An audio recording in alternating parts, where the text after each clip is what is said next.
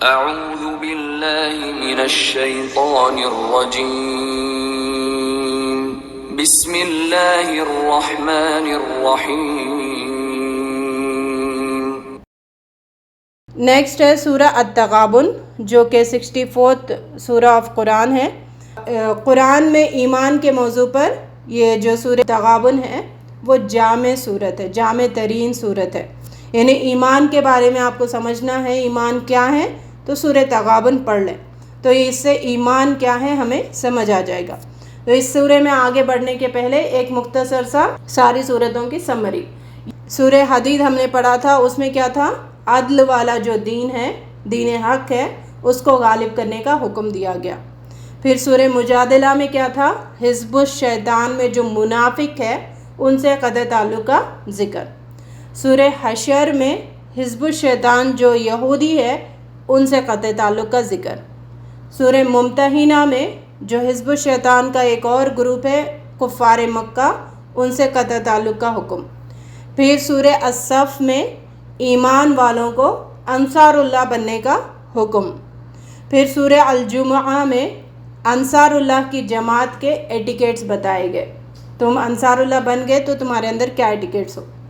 پھر سورہ منافقون میں منافقوں کا ذکر کیا گیا کہ ان کی ساری علامتیں، ان کی ساری چیزیں ہائی لائٹ کر دی گئی ہے۔ پھر اب ہم پڑھ رہے سورہ تغابن۔ سورہ تغابن میں ایمانیات پہ بحث کی گئی ہے، وہاں پہ منافقت، یہاں پہ ایمانیت۔ تو سورہ تغابن جو ہے وہ ایمانیات، ایمان کے موضوع پر جامع ترین صورت ہے، اور یہ مسبحات گروپ کی آخری صورت ہے، جو اس میں اس 10 صورتوں میں 5 صورتیں ایسی ہیں جو تسبیح سے شروع ہوتی ہے، مسبحات ہے۔ قرآن میں 1/3 جو ہے وہ مدنی صورتیں ہیں، اور 2/3 جو ہے وہ مکی صورتیں ہیں۔ تو مکی صورتیں جو ہے 2/3 مکی صورتیں، ان کا خلاصہ، ان کی سمری اس سورہ تغابن میں بتائی گئی ہے۔ اب اس میں ہم دیکھیں گے ڈو اینڈ ڈونٹس، دونوں کو ساتھ میں ہم دیکھتے جائیں گے۔ پیچھے کی صورتیں دیکھی تھی، جیسے سورہ مجادلہ تھا، حشر تھا، ممتحنہ تھا، ان سب میں نہ کرنے کے کام، ڈونٹس زیادہ تھے۔ اور یہاں پہ ایمان کی بات ہے نا، تو پھر ڈو پہ یہ کرو، یہ کرو، یہ کرو، یہ کرو، وہاں پر یہ نہیں کرو، یہ نہیں کرو، یہ نہیں کرو، یہ نہیں کرو پہ بہت فوکس کیا گیا تھا، اور یہاں پہ یہ کرو پہ بہت فوکس کیا جائے گا۔ یہ بھی اللہ کے نام سے شروع ہوتی ہے، اللہ کے تسبیح سے شروع ہوتی ہے۔ آیت نمبر 2 میں هُوَ الَّذِي خَلَقَكُمْ فَمِنْكُمْ كَافِرٌ وَمِنْكُمْ مُؤْمِنٌ۔ اللہ رب العزت نے سب کو بنایا، پیدا کیا، لیکن تم ان میں سے بعض کافر ہو، تم بعض اس میں سے مومن ہو۔ یہ کس وجہ سے؟ جو اللہ رب العزت نے ہمیں فری ول دیا ہے، اس کے چلتے ہم اپنے آپ کو مومن بناتے ہیں یا ہم اپنے آپ کو کافر بناتے ہیں۔ تو اس بات سے یہ جو چوز کرنے کا ہے نا، وہ اللہ نے چوز نہیں کیا، وہ چوز ہم نے کیا اپنے آپ کو، کہ ہم کافر بن کے زندگی گزارے، کافر بن کے مرے، یا مومن بن کے زندگی گزارے، یا مومن بن کے جیے۔ یہ فری ول اللہ رب العزت نے ہمیں دیا ہے، تو اسی بات سے اس صورت کا آغاز کیا ہے۔ پھر آیت نمبر 1 سے 4 تک اللہ تعالیٰ کی تعریف کے خوبصورت، جو میں نے بار بار کہا ہے، ہر سورے میں وقفے وقفے سے اللہ تعالیٰ اپنی تعریف کے موتی بکھیرتے ہیں۔ اللہ پر ایمان لانے کی دعوت دی گئی ہے۔ پھر آیت نمبر 5 سے 6 تک رسول کی رسالت پر ایمان لانے کو کہا گیا، رسولوں پر ایمان لانے کو، اور رسول صلی اللہ علیہ وسلم کی دعوت پر لبیک کہنے کا حکم دیا گیا، اور رسول صلی اللہ علیہ وسلم کی بات سے کفر کرنا اور بے پرواہی دکھانا اور منہ موڑنا، ان تینوں چیزوں سے روکا ہے۔ اللہ کرے کہ ہمیں جو کرنے کے کام ہے وہ کرنے والوں میں شامل کرے، اور جن سے رکنا ہے ان سے رکنے والوں میں شامل کرے۔ آیت نمبر 7 میں پھر آخرت پر ایمان لانے کی تلقین کی گئی ہے۔ قُلْ بَلَا وَرَبِّي لَتُبْعَثُنَّ ثُمَّ لَتُبْعَثُنَّ بِمَا عَمِلْتُمْ، کہہ دیجئے کیوں نہیں، میرے رب کی قسم ہے تم ضرور اٹھائے جاؤ گے، پھر تمہیں پوچھا جائے گا کہ تم کیا عمل کر کے آئے۔ تو یہ تو ہونا ہی ہے، جو حرکتیں ہم کر کے گئے اس کا جواب تو دینا ہی ہے۔ تو عقل مند کی کیا نشانی ہوتی ہے؟ تو جواب دہی کی تیاری میں اپنی زندگی لگا دیتا ہے۔ پھر آیت نمبر 8 میں بتایا گیا پھر ایمان لانے کا حکم اللہ اور اس کے رسول اور اس نور پر جو نازل ہوا ہے اس کا ذکر۔ دیکھیں کنکلوڈ ہو رہا ہے نا سورہ حدید سے شروع ہوا، پھر یہاں پہ بھی ایمان والوں کی بات ہو کے پھر نور کی بات ہو رہی ہے۔ تو سورہ حدید میں کیا تھا؟ نور لے کے جائیں گے، پل صراط کراس کریں گے، اور جس کو نور نہیں ملے گا وہ بھیک مانگتے پھریں گے، جو کہ ان کا وہاں پہ ملے گا نہیں نور۔ تو یہاں پہ بھی اختتام ہو رہا ہے، تو پھر یہ ساری باتیں ایک اور خوبصورت انداز میں اللہ رب العزت نے پھر سے ریپیٹ کر کے بتا رہے۔ تو تم اللہ پر ایمان لاؤ، رسول پر ایمان لاؤ، اور اس نور پر ایمان لاؤ جو اللہ رب العزت نے نازل کیا ہے قرآن پر۔ تو قرآن پر ایمان لاؤ گے تو تمہیں آخرت میں نور ملے گا۔ اور آیت نمبر جو 9 ہے، بہت اہم آیت ہے اس سورے کی، یوم یجمعکم لیوم الجمع ذالک یوم التغابن۔ یہاں پہ اصل ہار اور جیت کو واضح کیا گیا۔ اصل ہار کسے کہتے ہیں، جیت کسے کہتے ہیں، یہ بتایا گیا۔ تو اصل ہار جیت کا دن آخرت کا دن ہے، دنیا نہیں ہے۔ آخرت کی جگہ ہے، دنیا کی جگہ نہیں ہے۔ دنیا کی ہار جیت اصل ہار جیت نہیں ہے، کیونکہ دنیا دارالعمل ہے، عمل کرنے کی جگہ ہے، اور دارالجزا کیا ہے؟ آخرت۔ تو وہاں پہ کامیاب ہو گئے تو وہ اصل کامیابی ہے۔ اللہ کرے کہ ہم آخرت میں کامیاب ہونے والوں میں میرا اور آپ کا شمار ہو، لیکن اس کے تقاضے بہت ہے، راستہ ڈیفیکلٹ ہے، لیکن اس کو کراس کرنے کا جذبہ ہمارے اندر ہونا، حوصلہ ہونے کی ضرورت ہے۔ اس کے چلتے ہم نے ایک بات پہ فوکس کی تھی، دنیا اللہ کے اختیار سے چلتی ہے۔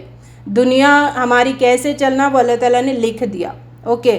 تو دنیا چلانے میں ہمارا کوئی اختیار نہیں ہے، لیکن آخرت میں ہمارا اختیار ہے۔ ہماری آخرت کیسے ہو وہ ہمارے اختیار میں ہے۔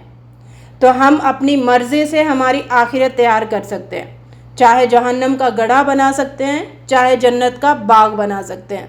تو یہ اختیار اللہ تعالیٰ نے دی ہے۔ تو اس اختیار کے چلتے ہمیں راستہ چوز کرنا ہے اپنے لیے جنت کا انشاءاللہ۔ اور یہ اس میں ڈونٹ ایک بتایا گیا ہے، کفر کرنا، تکذیب کرنا، دونوں سے ہمیں بچنا چاہیے۔ یہ سورہ حدید میں بھی ذکر تھا، باقی صورتوں میں بھی ذکر تھا۔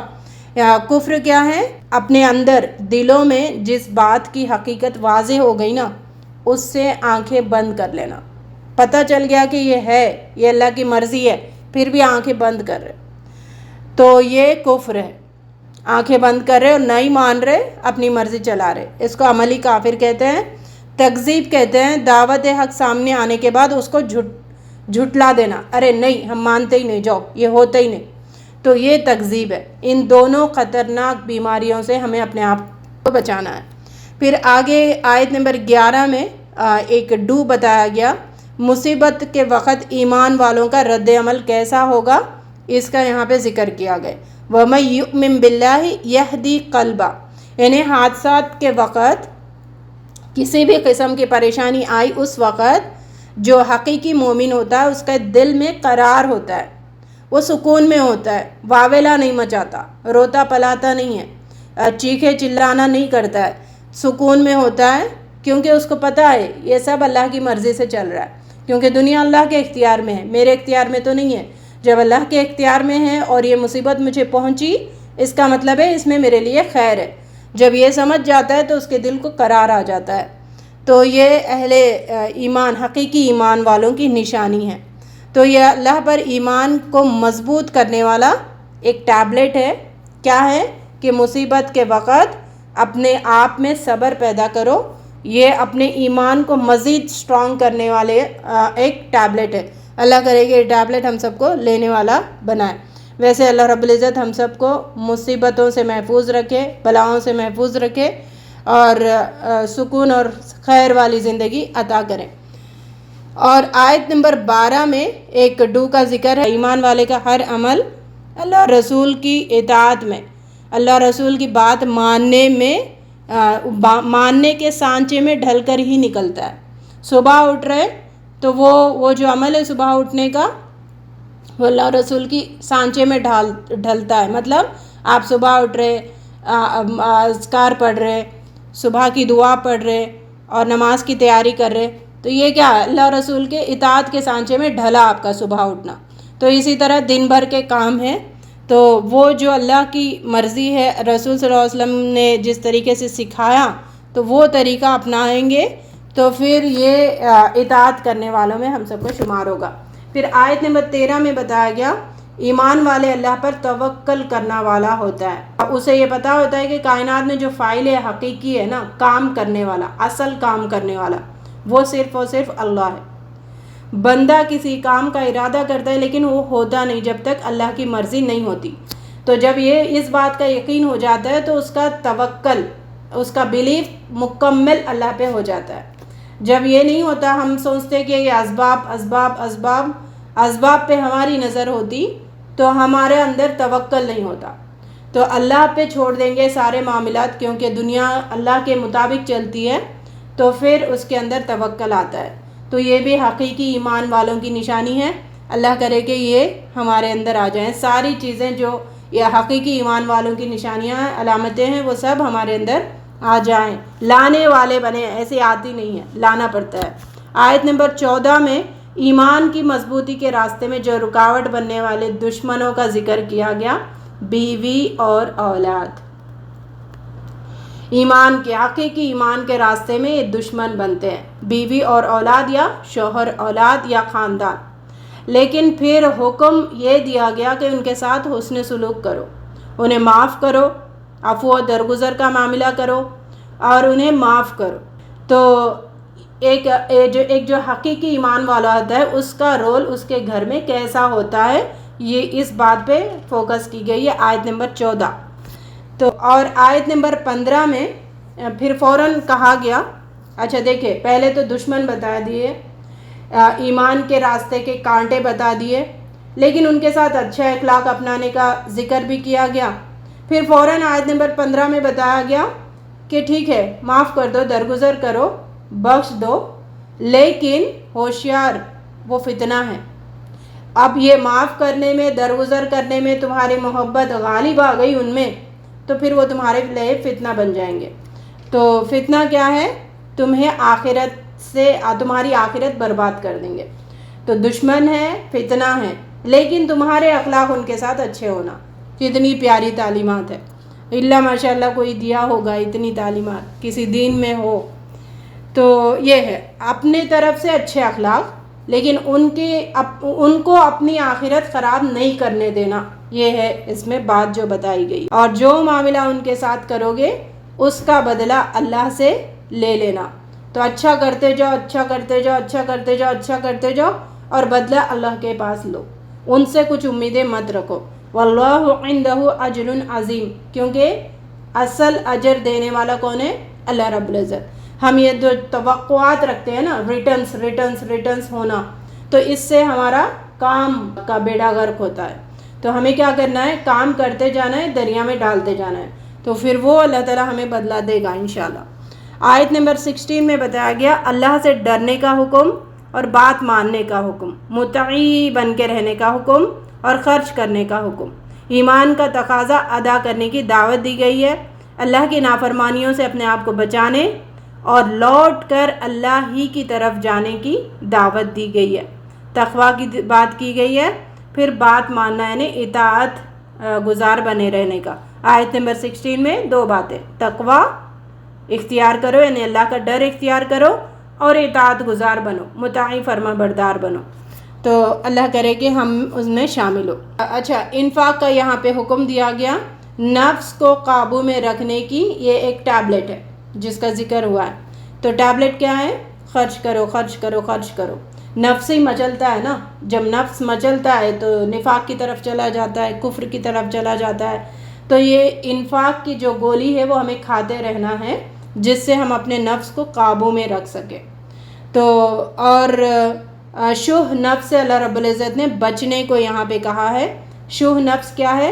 بخیل نفس، شدید حرص والا نفس، شدید حسد والا نفس، شدید کینہ والا نفس، شدید بخیل اور تنگ نظر والا دل، تنگ دل، کم حوصلہ دل، یہ سب شح نفس میں۔ ٹھیک ہے، تو اس سے ہمیں ایسے نفس نہ بنے ہمارا، تو نفس مطمئنہ اس کو بنانا ہے، اللہ کی طرف پلٹنے والا نفس، اس پہ ہمیں خود محنت کرنی پڑتی ہے، تو اللہ تعالیٰ اس میں کوئی اپنا رول نہیں کریں گے.